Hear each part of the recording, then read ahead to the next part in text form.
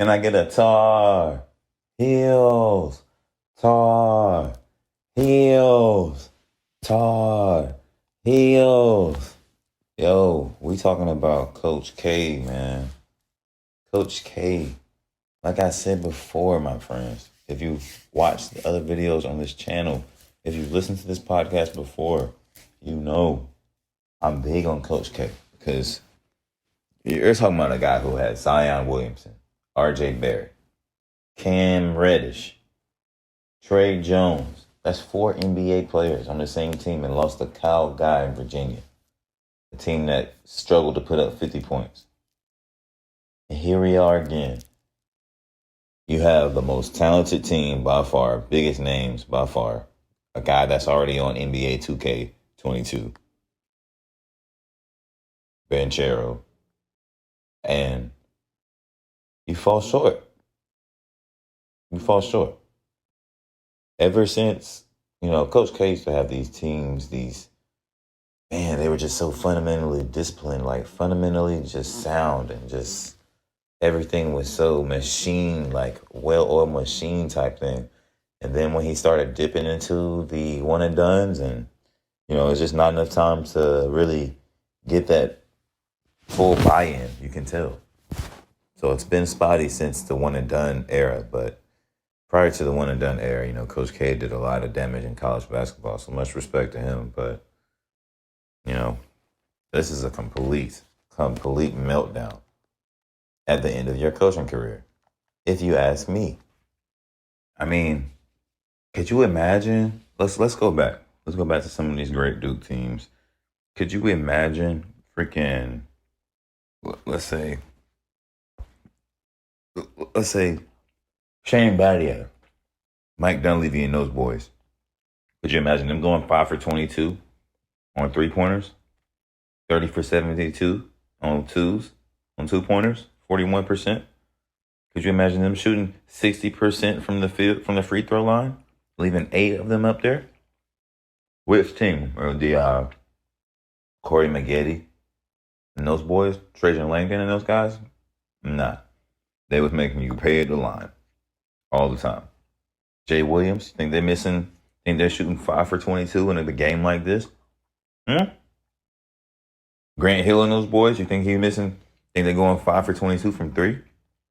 You think they're shooting 30 from 72? Huh? No, I don't think so, man. What about Kyle Singler and those guys? Think they shooting 5 for 22? 5 for 22. I will say this, man. Duke only had 4 turnovers. That's kind of crazy. But, in college basketball today, if you hit 10 threes, I mean, you putting up 30 points, that's you're doing something. You're tough to do with. You're hitting 10 threes in college basketball right now. So Carolina comes out on top. Coach K goes out, losing to a rookie head coach. Not a rookie coach, but a rookie head coach. Wow. You lose to a guy who is figuring it out as he goes. With superstars on your team. I mean, Hubert Davis is unleashing unsung heroes. Brady Manick, Armando Bacot, Caleb Love, the guys that were kind of misfits in the recruiting circuit, But they have totally been unleashed. And I forgot how much time was left, but Armando Bacot, with the ankle sprain, we got to see how that goes overnight. And just from my experience, my guess is that they're going to have that thing round the clock treatment tonight. Round the clock. This man is going to be asleep and somebody's going to be massaging his ankle. Believe that. Believe that. That's the life. That's the life right now. That's his life. They are already on that ankle. Because, man, When I say his ankle touched the floor, yo, his ankle touched the floor. I mean, to come back and put that behind you and keep playing, wow. But with something like that, you really gotta see how it looks tomorrow. Does it swell up more? Can you suppress the swelling? Can you maintain the mobility in his ankle, in order for him to come back Monday and play against what's that guy's name? McCormick, freaking monster for Kansas. Yo, it's gonna be crazy, man.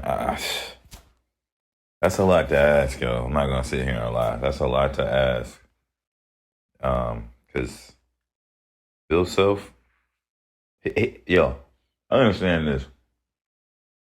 Hubert Davis might be, if he knocks off Coach K and then knocks off Bill Self on the en route to freaking winning his first title in his first season head coaching, that is historically legendary. I mean, I'll put that up against any of the historic great coaches. Because what you're talking about is a guy who's somehow been able to galvanize his troops and have them playing the best basketball at the best time, the most opportune time. They're playing the best basketball. Yeah, I'll tell you what, to be a Tar Heel right now and to see a championship this close, and it's not one you were exactly expecting. Tell you what, man. Roy got us some chips. I ain't gonna lie. People can say what they want. Roy got us chips. He did what he was supposed to do with the talent. As you see with Coach K, it's not automatic just because you have talent. So you still have to have these kids playing with the right mentality and seeing the bigger picture of the game at all times to win these games. And whether or not you can have your guys ready to play at a level that's going to sustain for 40 minutes. That's the tell of your level of coaching. And we're going to see, man.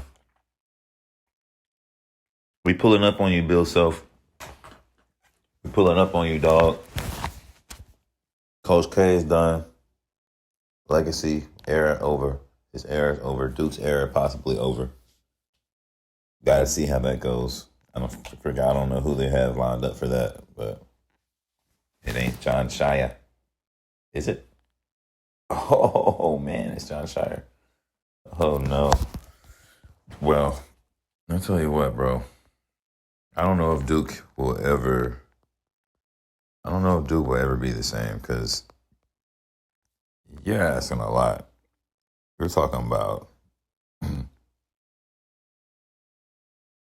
you're talking about Coach K, man.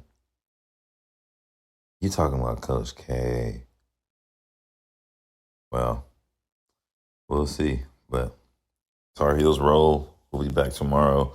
I want to, do some, gain some more knowledge on this Kansas team and what we need to look out for, what we need to do, what needs to be done, how we're going to approach this McCormick kid and feel these wings they have. And I don't know, man.